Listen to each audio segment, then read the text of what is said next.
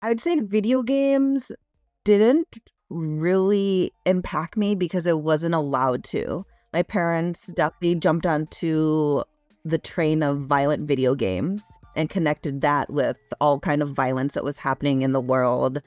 I definitely, with more research, I was like, not sure about that, which is why I think it's so important now that students have the opportunity to follow their interests.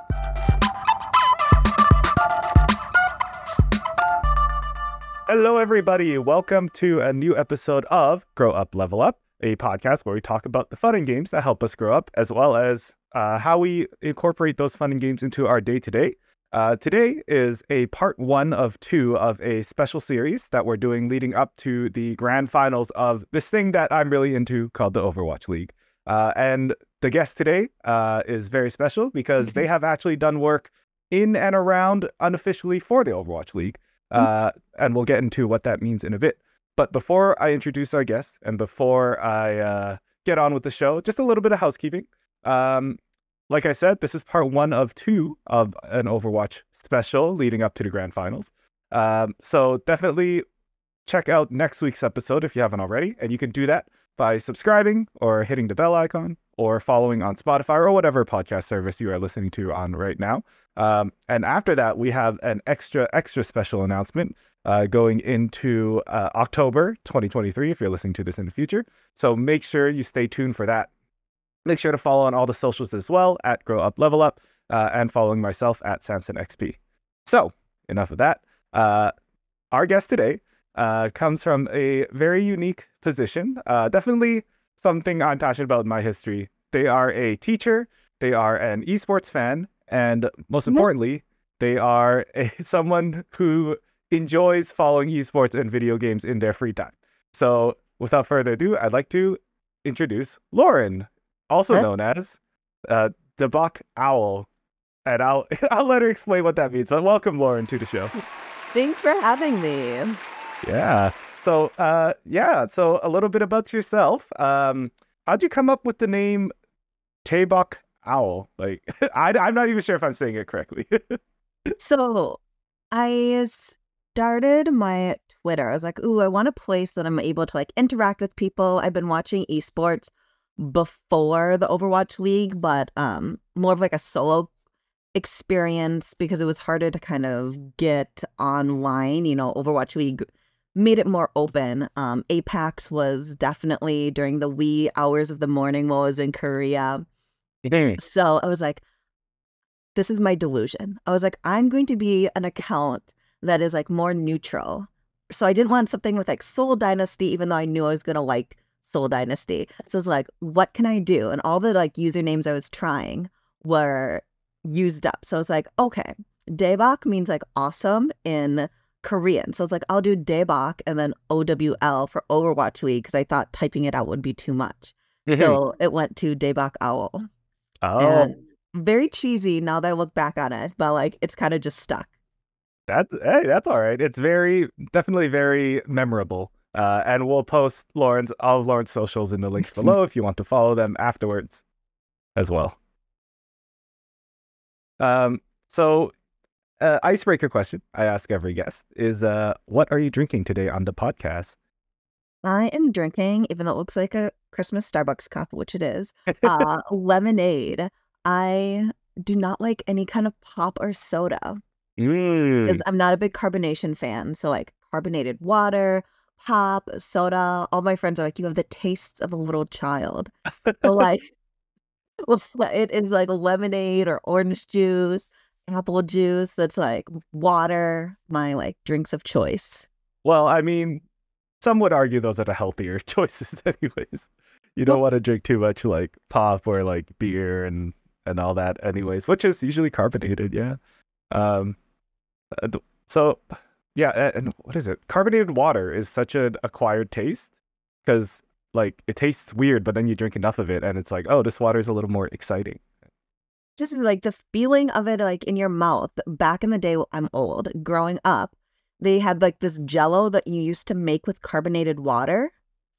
I know it was weird, but my mother was obsessed with it and she would make it. And even that would just the sensory of it, of like carbonated jello, was so off and weird for me. Yeah, fair enough. It's stuff tickling your tongue and your mouth.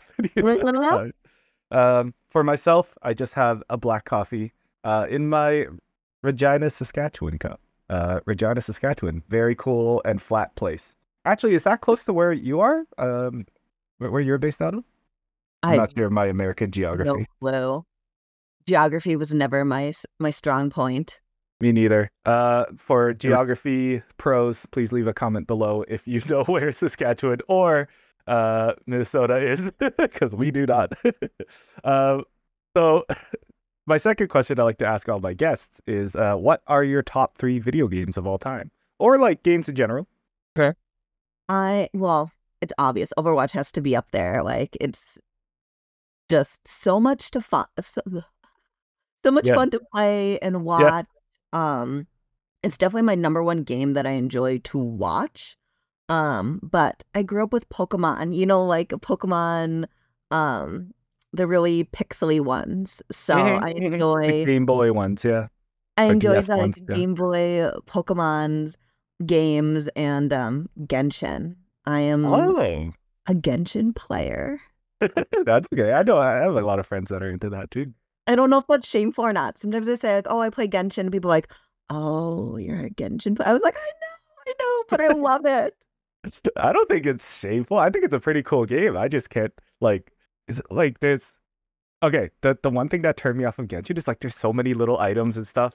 It's like what's a little crystal orb, this purple feather. I need 500 of these, and that overwhelmed me. But like the characters and the world, and it's like super open world. Like that is so cool. Like and the It's fact that it's free as well. visually so beautiful. Yeah. Oh, that's awesome. That's a great top 3. But I do have to ask you, like, what is your top 1 Pokemon game?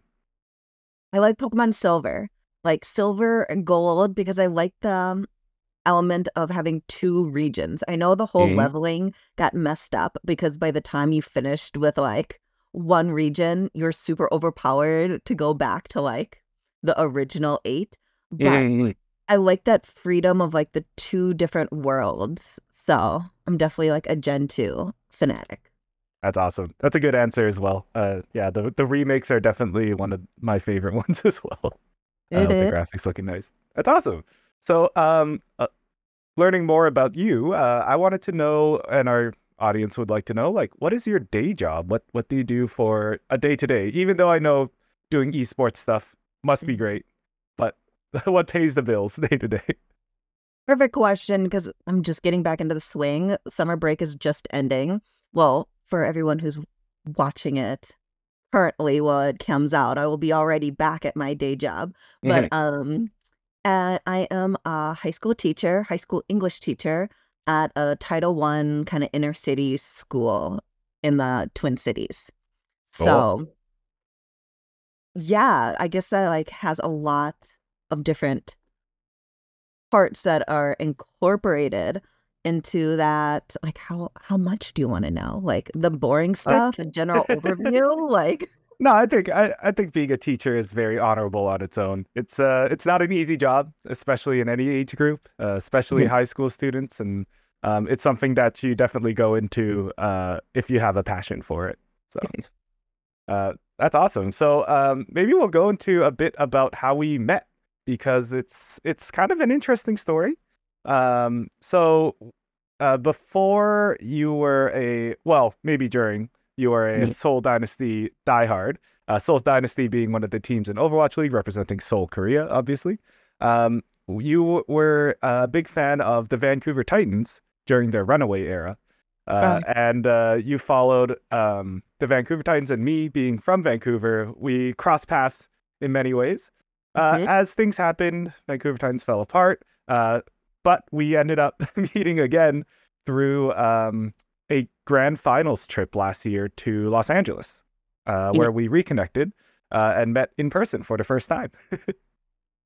it's so crazy to think about season 2, it seems like there's been so many seasons, but really, maybe because the seasons are, a little condensed per se, but it's hard to believe like, wow, Vancouver Titans only really they came in the second year, and then I Mm, remember like everybody was like runaway Titans. It's mm, amazing. There was PR around like Flower Vin coming and helping, and mm. then just they did amazing. I just remember how they were smashing through everything in the second season. Yeah. Yeah, it was kind of shocking to see a Vancouver sports team do so well. Because Vancouver not known for their sports, but known for their passionate fans. Like even though Vancouver yeah, they don't score high in any of the leagues they're in, like their fans are always super passionate. So to have a team that Vancouver can rally behind, plus the legacy of Runaway, that kind of made it really special in that short, like, well, I almost spilled my coffee in that short two-year window, and then everything fell apart because of COVID. But yeah, we're not unique in that sense. Okay. So actually, speaking of land, like, I'm from Vancouver, you're from Minnesota. Yes. Yeah. But you're also known to travel to a lot of these different in-person events for Overwatch League. What what is that experience like, and why do you decide to do it? Gosh, I always think that LAN events are so it sounds cheesy, but it's different. It's the atmosphere makes it different. And the one thing that I love, I'm gonna keep saying one thing, but it's multiple things that I love about the Overwatch League is the community behind it. Like I've made so many great friends, you included, with just how passionate they are. And I would not say that there's any team within the league that I'm like, ooh, I hate that team, which is different. Like traditional football coming from Minnesota, I'm just like, Packers should go down. Ooh, controversial comment there, Say it. but I enjoy like all of the teams. Of course, if they're facing Seoul Dynasty, I want them to go down. But if it's Mhm. two other teams, so many fans are fans of players. So I'm like, oh, look, Bird Ring is on Boston along with Smurf, but like I can't forget about, Fearless who's on Houston. And I just like seeing everyone come together. And it's so rare now post COVID to have these events that, it is something I think I'll remember. Like Mhm. way like 20, 40 years from now, those experiences, such as us being at the grand final last year. It Mhm. was amazing. Yeah, like I don't know about you, but I grew up kind of a big nerd. I wasn't into traditional sports. Now that I'm older, I am. I can appreciate it. But yeah, there was just nothing like the a screaming arena of fans for an esport, for a video game, Well, until now. And yeah, like 20, 40 years down the line, like, will this kind of experience still exist? Like, well, can is this a viable, and we're getting into like the business weeds here, like, is this a valid product? So while it's here, and while it's thriving, like, take advantage of it and travel and go. Like, you were recently in Korea, like traveled across continents to attend this live event, as well as about to go to, and by the time this episode comes out, you might be already be on the plane to Toronto for the grand finals next week. Yes. Um, that no, like I still have like this tiny hope that I'm like, Soul's going to be there. Yeah, But like okay. I don't know. It depends. Even if they aren't there, I'm so excited. I think a lot of Overwatch League fans are a little nervous after information came out that teams could potentially buy out of the league. Um, Mhm. so our future is so uncertain.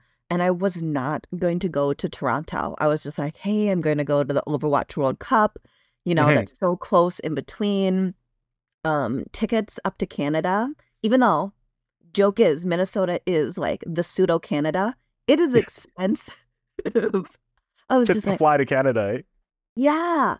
Yeah. And I was like, I'm so close. Like if I was not working as a teacher, I was like, I would just bus over for way cheaper. Not Mhm. an option. But Oh. after that information came out, I was just like, I have to go. Like, I don't want to think doomsday. This is the last Overwatch grand final. Hmm. Because I don't believe that. But Yeah, what if? So I was right. like, I bit the bullet. I was like, all right, we're going to Toronto. That's awesome. Well, I went to Toronto last year for the Summer Showdown. You're gonna have a great time. It's a beautiful city. But yeah, in the time and place we're recording this, there was a report that came out that this might be the end of the Overwatch League as we know it, as its format as we know it. Um, just because of market conditions and the fact that the parent company Activision Blizzard is about to get bought by Microsoft. I'm sure everybody knows who Microsoft is. So it's the 2024 season is very up in the air. So yeah, like this might be the last one as we know it. This might be the last time that teams representing cities are going to come together and play. So this is a good grand finals to go to. And yeah, and speaking of like traveling to Canada, even for myself in Vancouver, trying to fly to Toronto, it's not cheap. Hotels aren't cheap. Like take so much time as well.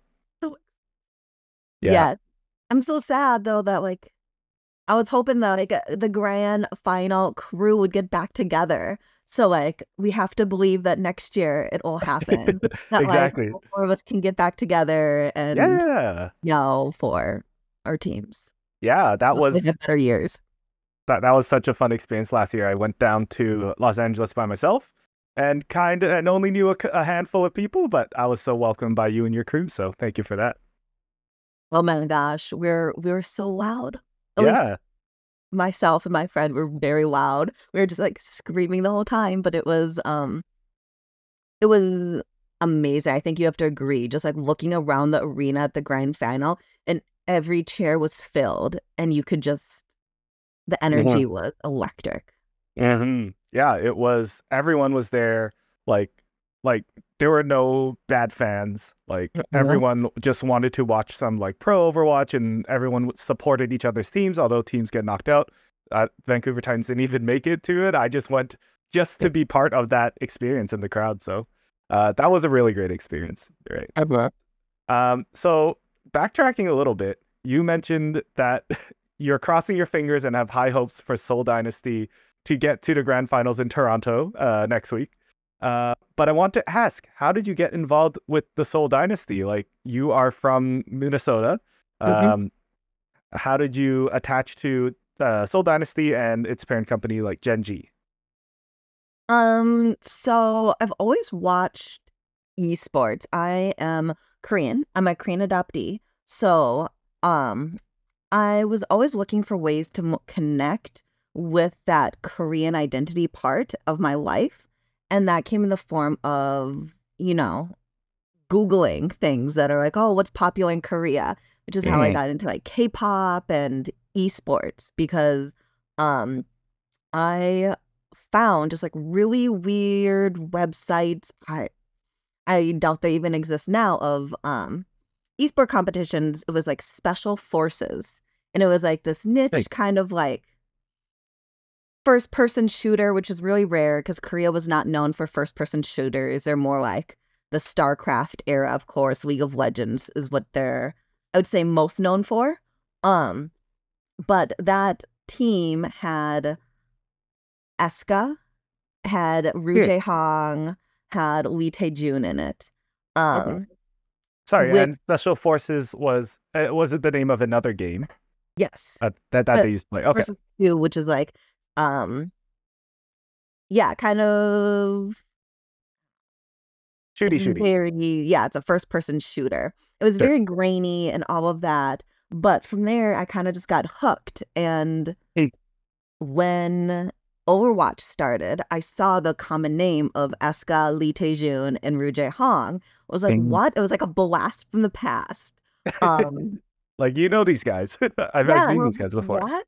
Because so many times esport players come and go. Like, yes, there's legends in a League of Legends. Like, who doesn't know Faker? Mhm. But I didn't expect this like first person shooter of like special forces players to reappear. Yeah. And they're a part of Lunatic High.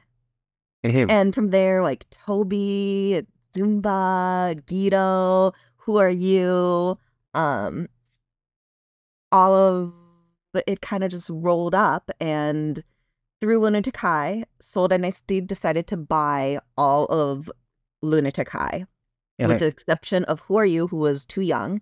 And Eska was initially signed, but then decided to go with Lee Tae-jun to do PUBG for Genji as well. So Okay. it made sense for me to switch my allegiance from Lunatic High, because I follow mostly the players. That's how I got into Titans, because of Runaway. And then Right. Fissure, Ru Jae-hong joined in Mhm. season 3 to the Titans as well. Yep.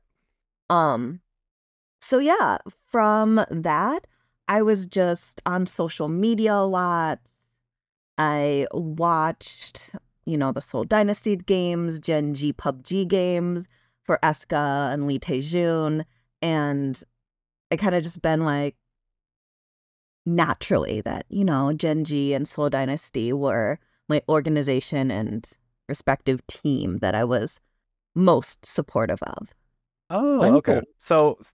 So your allegiance to wasn't necessarily to the team, it was to the players Oh. and them, and it started with special forces and transitioned into this new up and coming game called Overwatch, and now you just attached to the org, I guess, because all your Running. favorite players came through it. Oh, that's awesome. So I actually want to highlight that, like in esports, most people, and you actually mentioned this earlier, they follow the players more so than the actual teams. Yeah. So that's like an interesting, unique part for esports, where players can go team to team, which is normal for most sports, right? Like players get traded or move on to different opportunities. But and this is kind of funny because when they made the Overwatch League, they tried to have that city allegiance aspect, but in the end, everyone else just kind of follows whichever team they want to go to, or whichever team their players go to. So that's kind of a funny turn of intention. And I Uh, think it's very much more of the Korean culture oh, of okay. esports side, that fans definitely are connected to the players. And, if the players move, they'll move as well. That doesn't mean that they don't continue to support, maybe their past orgs, but it's really player centric. Yeah. Um, and when I think of America, I think it's more org centric. Like, how can you think of Call of Duty without thinking the Green Wall? You know what I mean? Mhm. I know a lot of Green Wall are attached to like Heck and Scump, but there's definitely players like Envoy, right? He was 1 or 2. Ooh, I'm gonna get burned in the Like comments. three? Yeah. Yeah. Yeah, like Yeah. he was there, like, oh, he Something. was gonna be the prince of um grew the optic and then went to thieves, and Mhm. you know what I mean? But people were, Green Wall. I find a lot of North American fans very much value the org. Not that they don't value, value's the wrong way. They follow the org, Mhm. and they might on the side follow players, oh, I really Ew. like this one player, but the org, the team is very important. When Okay. I'm over in Korea, I definitely see more movement of like, oh, this player moved to this team, or a lot of fans of Rascal. He moved like Yeah. from Dallas to San Francisco, Philadelphia Fusion, and those fans follow, Mhm. that player very specifically.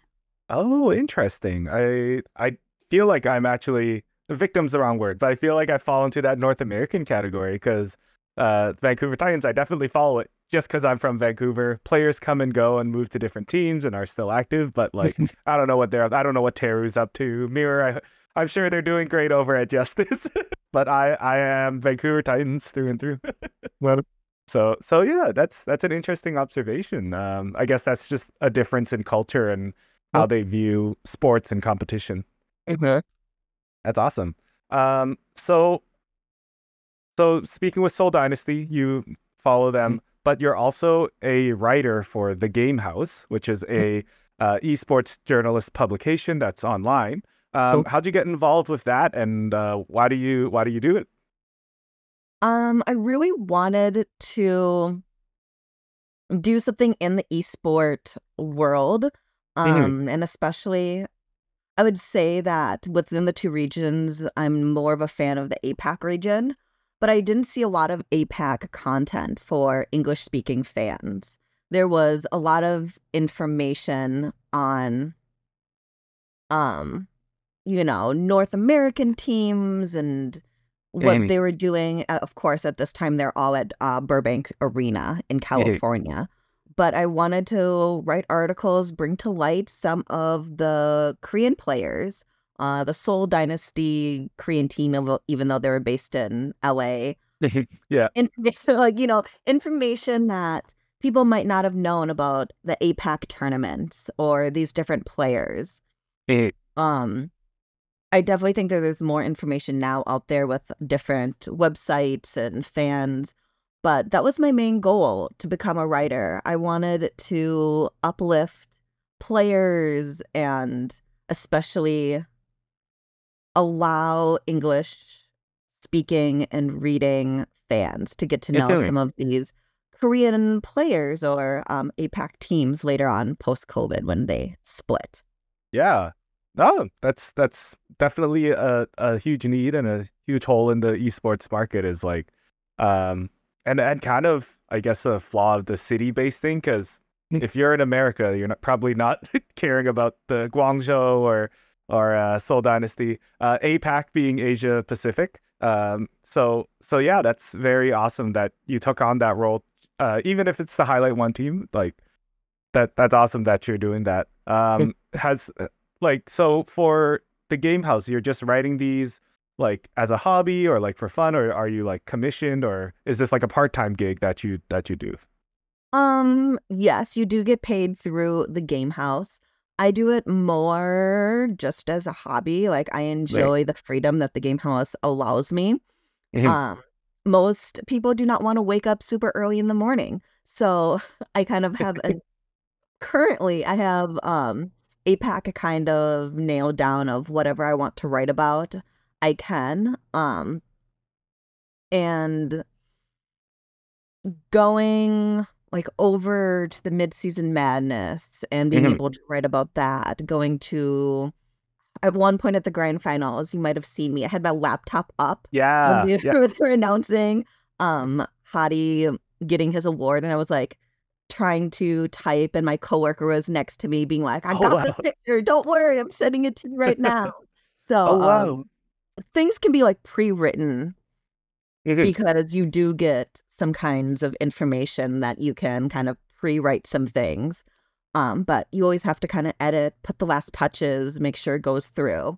Mhm. But I like those narrative stories more than, oh, this is like an update of what kind of changes happened to Overwatch. I don't think I'm a good writer when it comes to that, but Mhm. when the storyline or kind of Like uh highlighting a player, highlighting a team, you get to build a story around it, I guess. Yeah. mhm, I feel like that's where I like to kind of fall in to the Mhm. writing community. Cool. Okay. Oh, okay. So yeah, that's one thing that I didn't bring up is like, even though you were going as a fan, you're also going kind of for business. I think you had Mhm. a media badge as well going into these events. So you True. are like kind of working, but also enjoying the work at the same time. That's awesome. Um, cool. So what are some other like amazing memories and opportunities you got from being involved with Overwatch League and Soul Dynasty and everything around that, and the Game House, I guess, as well? Yeah. Um, Gosh, I was able to go to, all right, here's the story. Yeah, Season, let's I go think for it it. was season one. Um, 2019, 2018, yeah, when 2019. they were Yeah. still in Bala and they used to do team of a day. Like, oh, this is like the team that was showing, and then they would have like gifts that they hand out in like the line, and they would have a fan sign at the end. And Seoul Dynasty had one of those, and they were losing quite badly at that point. And Ru Jae Hong said, like, I don't know if I'm going to be doing this again. Mhm. And some kind of words like that. And I panicked. I was like, what do you mean? So I bought a ticket, a hotel, and that moment after I saw that tweet to Oh, book the next, to go down to see the Overwatch League on the next Seoul Dynasty Team of the Day. oh my gosh. You see, I was like, from that tweet, you bought a plane ticket and hotel to fly down to LA to Burbank "Mhm." to meet the team. All right. I was like, when's the last? This might be the last chance, you know. Mhm. Back in the beginning seasons, you know, Ru Jae-hong was a major person and player that Seoul Dynasty kind of rallied around. That's same with Lunatic High. I was like, I've been watching them now like for years. What if I never get to meet this person who at the time was very influential in my interactions with the Overwatch League? Mhm. Your And hero. I'd fallen in love with like Toby, Zumba, Miro, all of them. So I was like, I have to go. What if this is the last iteration?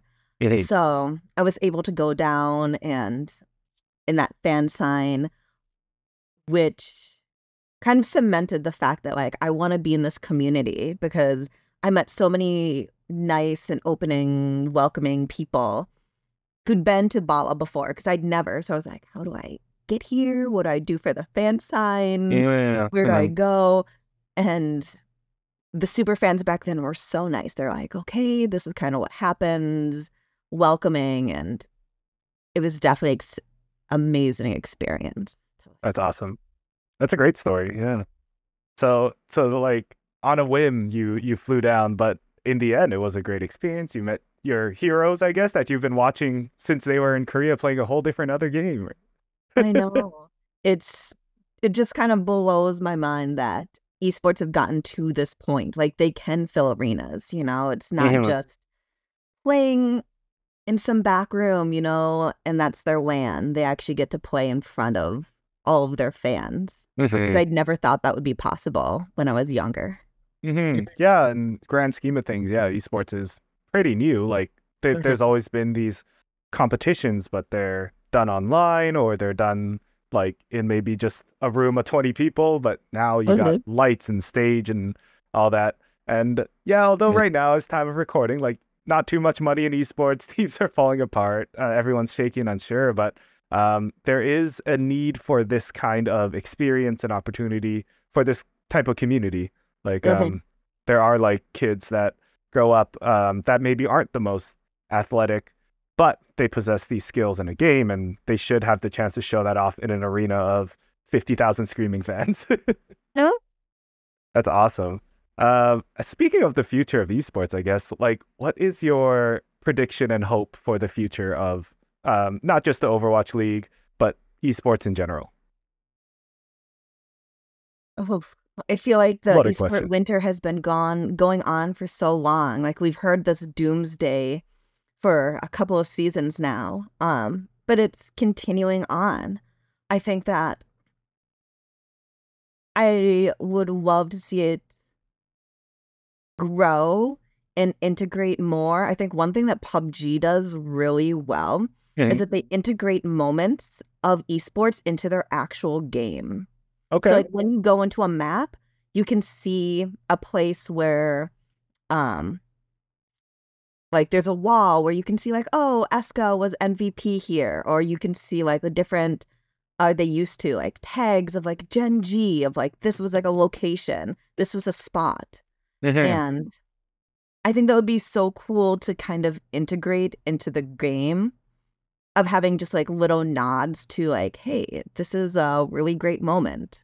Of Mhm. course, Old Dynasty coded. I'm like, Iconwall Bridge. That is where, you know, the boops happened. Yeah. Um, but there's so many amazing moments that I think get lost because there's so many games. It'd be cool to have a place to highlight them. Okay. So like within the maps or the games themselves, some reference to this event that happened in the on the esports side. Uh-huh. Isn't But I don't know. It the future of esports, I don't think it'll disappear ever. yeah. But I hope this is not the peak of what it is. You know, that investors see like, oh, well, we tried and that's it. Yeah. But it has so much more. And I think League of Legends is a saving grace of being able to see they have so many big collabs and sponsorships, and it's viewed so much that with League of Legends continuing, it's more of what other games can continue on. Mm-hmm.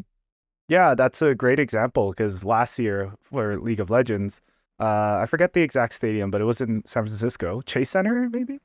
I think Um, the same time as Overwatch oh League. yes, Oh, yes, yeah, yeah, yeah. Oh, actually, I do remember now. Yeah, I considered going to both.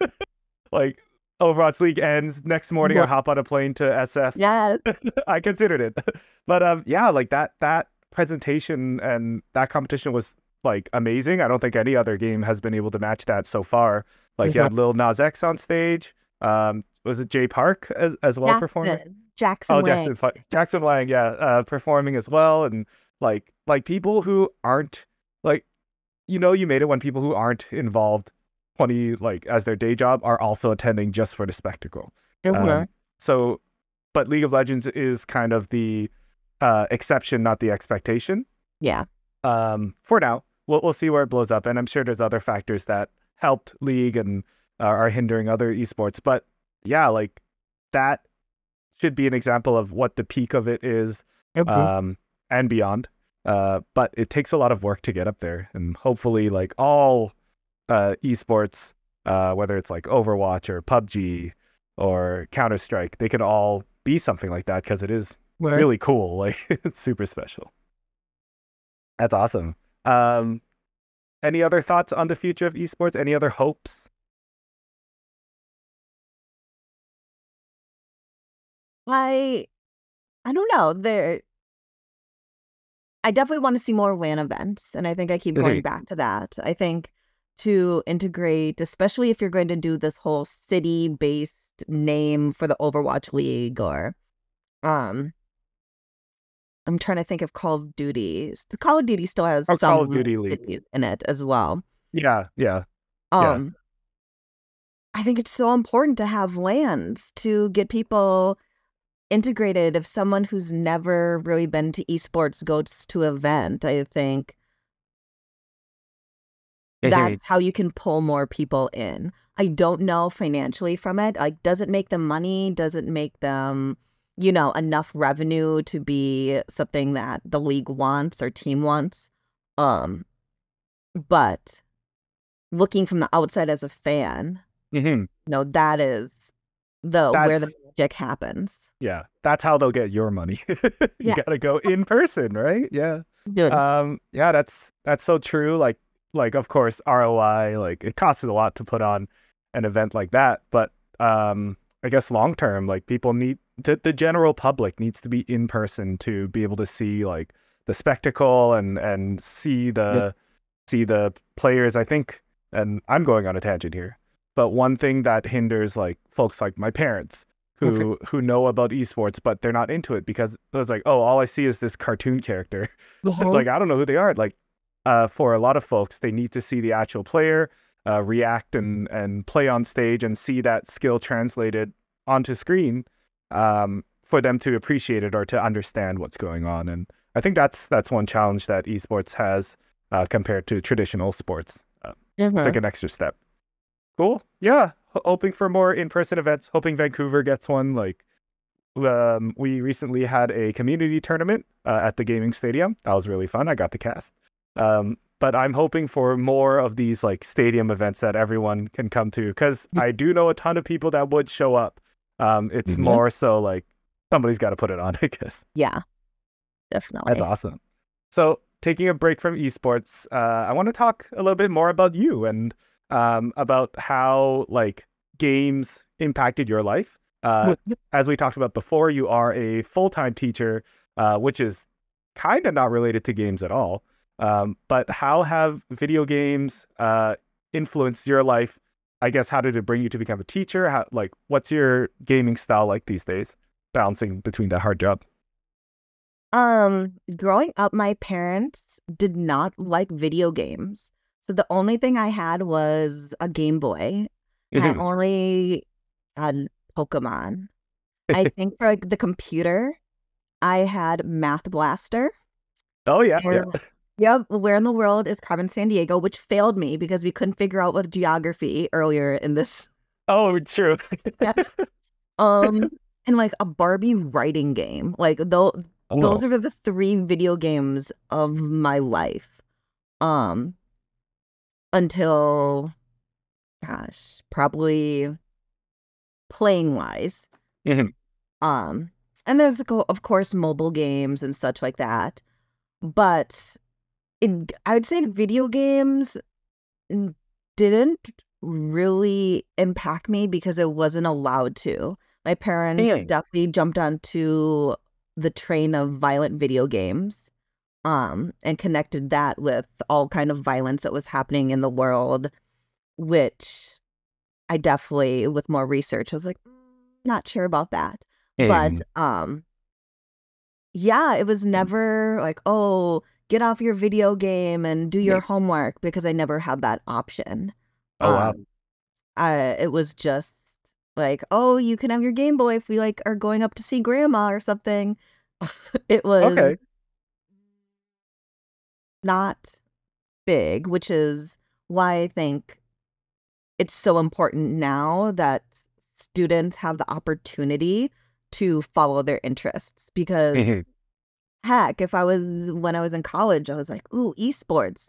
I may have kind of changed my course. So I was able to be in this community in an even bigger way.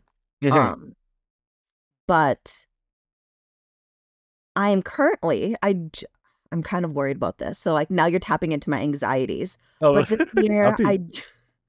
this year running for the first time an esports class. I have about Oh, 40 cool. students in it, Oh wow. which is anxiety.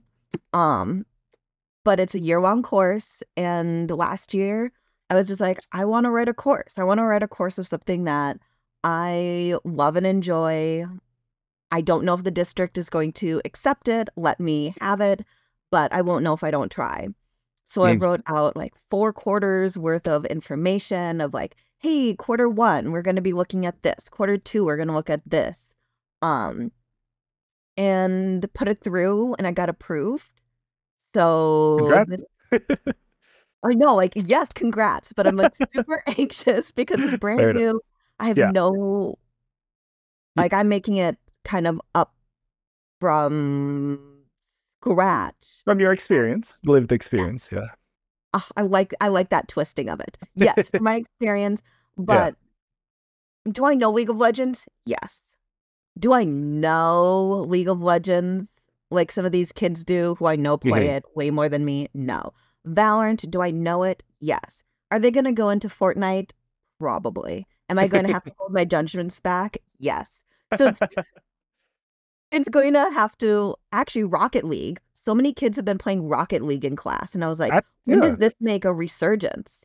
Maybe it Mhm. never died and I just ignored it. But it I'm really nervous to see how Okay. this class goes, but that's a way that I'm integrating it now. I put video games and in a lot of my curriculum. Mhm. So when we do mythology, I show the Overwatch League Lunar New Year skins. I'm like, look, Ah, Wukong is yeah. right here. We talk about Wukong who's in League of Legends. We look at anime and esports, um, God of War and how they Mhm. integrate mythology in because video games are, a point of interest. I feel like if you can show students that like what they like to do, hey, you like God of War, this is all based off of mythology. They're like, oh my gosh, I already know this and this and this and this. And I'm You're like, so yeah, cool. but don't you want to know more?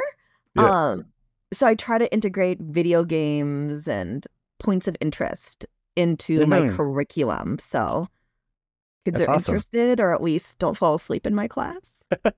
No, I think that's the way to do it, right? Like show how these like history is like or I guess mythology and all that is like so far behind, but seeing how it still influences their culture today and how it's still relevant is super important. Like just knowing that. But yeah, talking about your course, it sounds like video games growing up weren't allowed to be a major part. I definitely resonate with that.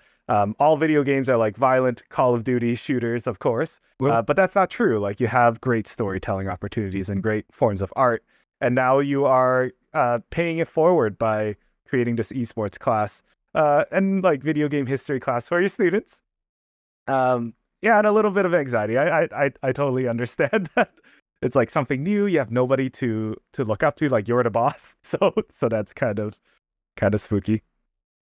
Hopefully it goes well. Like it's all about esports. I put in the course. I'm like, this is not playing video games. This is learning about esports and like the space it holds within our culture.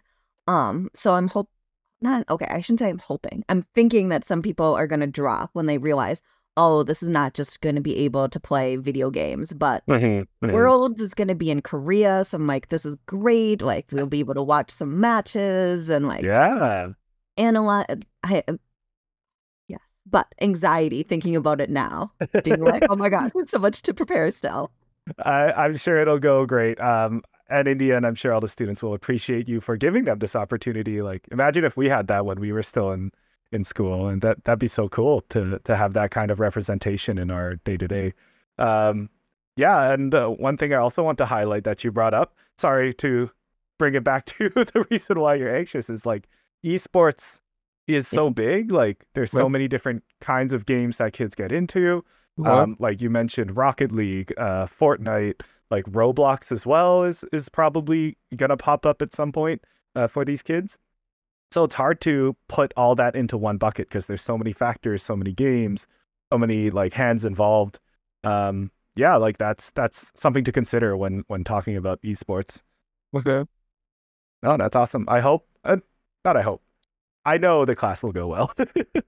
It will be fun, and I'm excited to hear like how it goes and how you tweak it for the year after. Yeah. Oh, I hope. We'll see. Yeah. No, that's awesome.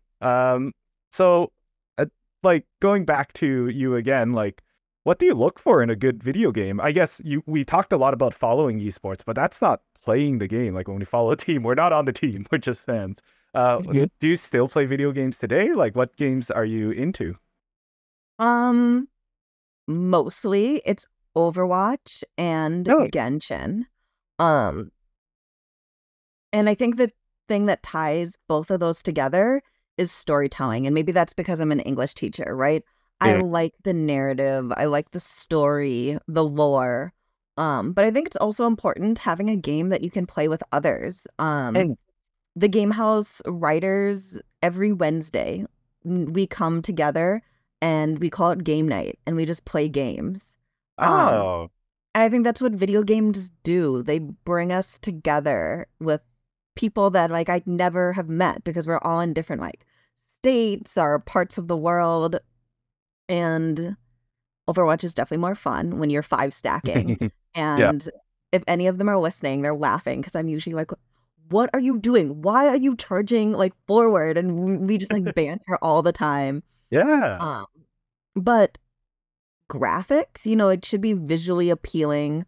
It should be something that can bring people together. I know there's games like Minecraft that you can definitely do it by yourself. Genshin, you can play by yourself, but you can also play with others. So I guess those are the two major things, like three. Graphics, the story, and how you can play with others. Oh, awesome. Yeah, the visually, like, you got to have a story, and yeah, community, I think is another word. Like being able to share this experience with others at the same time, as well as at a macro level as well. Okay. That's awesome. So as we close out our show, I always like to ask our guests 2 questions. One fun and the other one serious, but also kind of fun. Which one would you like to start with? Let's do the fun one, and then we'll end. Yeah. End on a fun, serious note. Okay, so the fun question is, Grow Up Level Up has blown up to astronomical levels, and I'm a bajillionaire. And I would like to fund you in your creation of a video game, or really whatever product you want to make, what kind of game slash product would it be? Yeah, what would it be like? All right, hear me out. A Yeah. Pokemon game that is like global in the sense that like every single iteration of Pokemon Mhm. are is in one game. Yeah. And that like you just go from like region to region. I don't know how this would work because like you get attached to your team and all of that.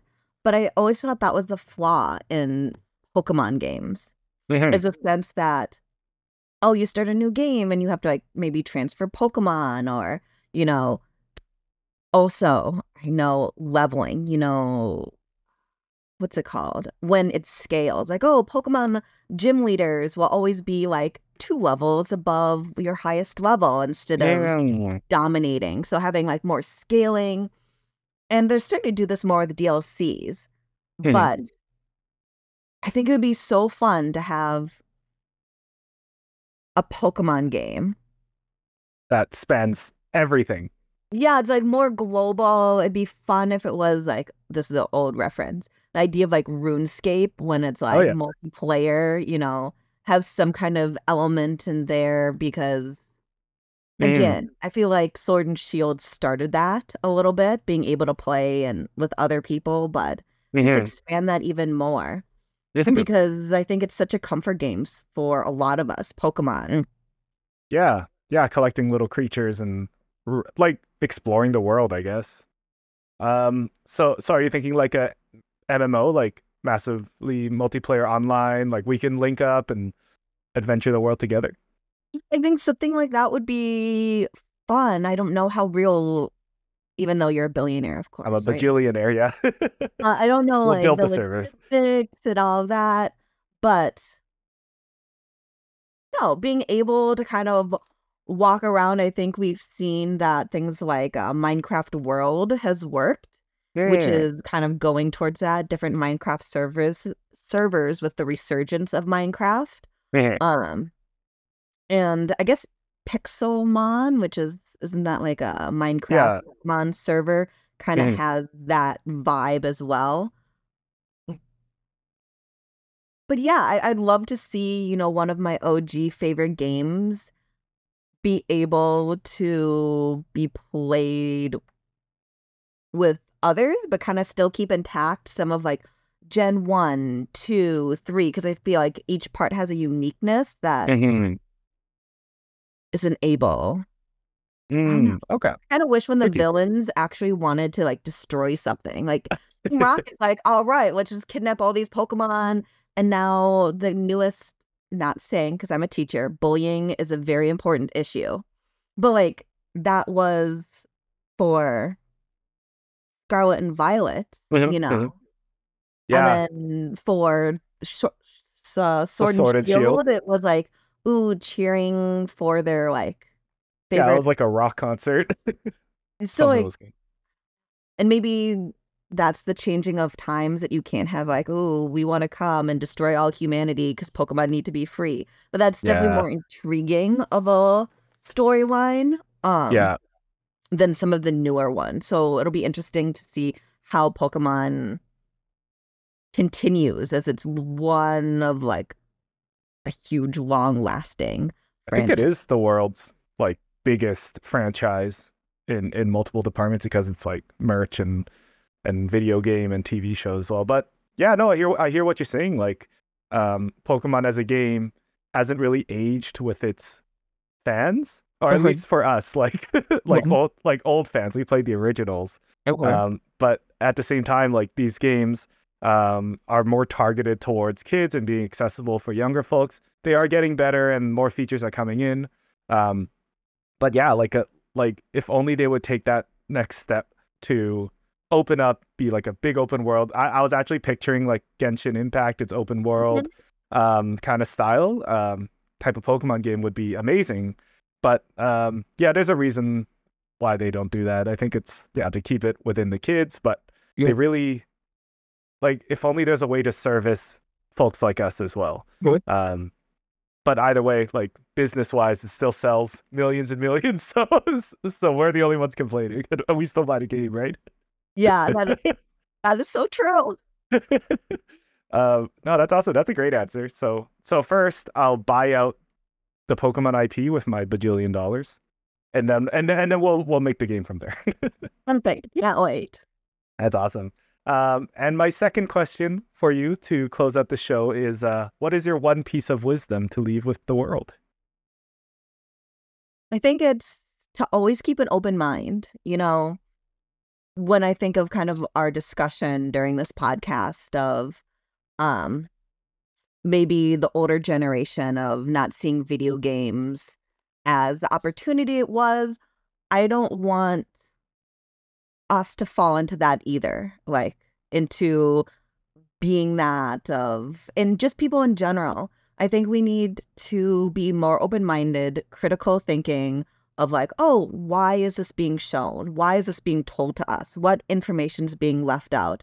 Because we never stop learning. And as a teacher, you realize that I'm learning from my students every day. Like, I don't think I have all the answers. I know I don't have all the answers.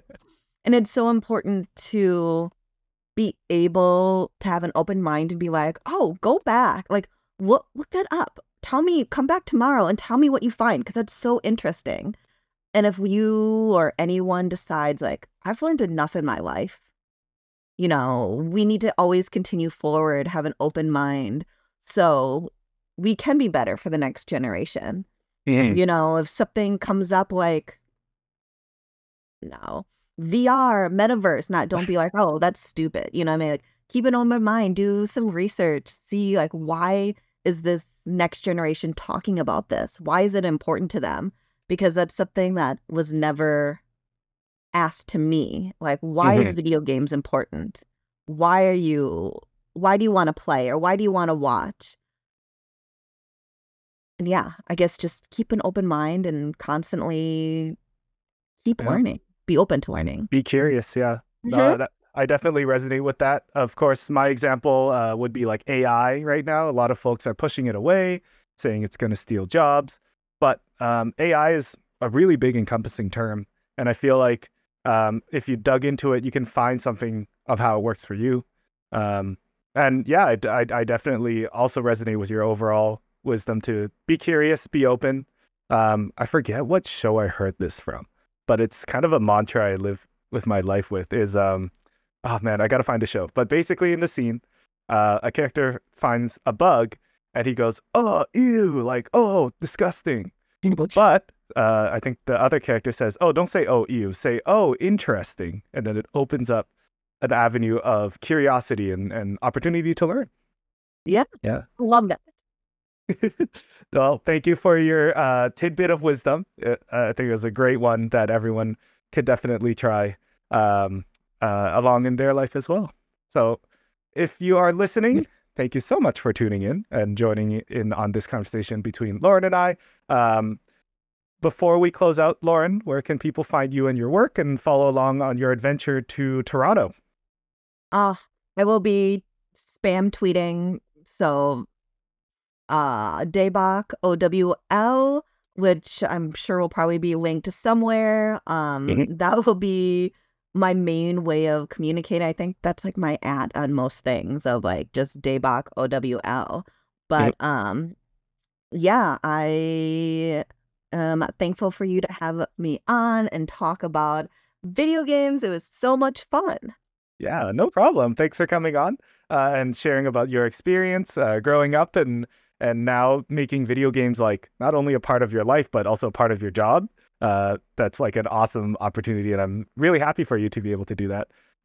For everyone else, you can also follow me at SamsonXP or the podcast socials at Grow Up Level Up on all the socials. Stay tuned for some special announcements. Of course, leave a comment about what you thought of this podcast and this conversation. I'm sure we will read it and really appreciate any thoughts that you have. Don't forget to give a thumbs up or subscribe if you really enjoyed it, and follow on podcast services around the globe. Join our Discord as well. We are trying to build that out. If you're looking to play with somebody or looking for some episode discussions, feel free to hop in there. But yeah, follow myself at SamsonXP, at Grow Up Level Up. Follow Lauren at Daebakowl, OWL. And we will see you next time. Thank you, Lauren. Bye.